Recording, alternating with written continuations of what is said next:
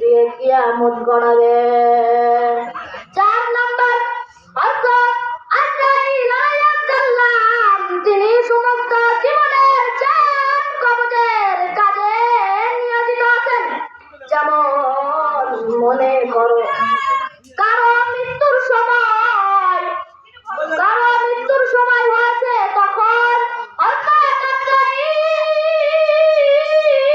আলাইহিস সালাম আর নিকট আসেন এবং তার জান কবজ করে আল্লাহ তাআলার দরবারে নিয়ে যান। 5 নম্বর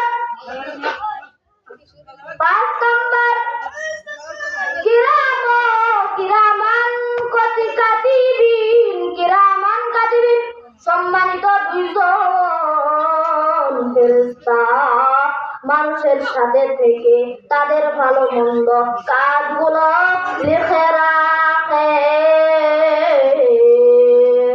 6 নম্বর মুনকার ও নাকির, এই 2 জন ফেরেশতার দায়িত্ব হলো মৃত ব্যক্তিকে কবর দেওয়ার পর তাকে কবরে প্রশ্ন করবেন, তোমার রবকে, তোমার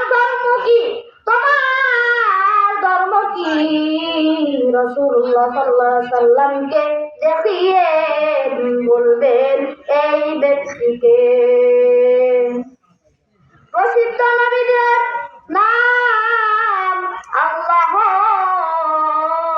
বান্দাগণ যখন তার আদেশ নিষেধ দিয়ে বিপদে গমন করে, তখন তিনি তাদেরকে শুনতে অন্য আপনার জন্য তার বাণী দিয়ে যে সকল মহাপুরুষকে পৃথিবীতে পাঠিয়েছেন তারা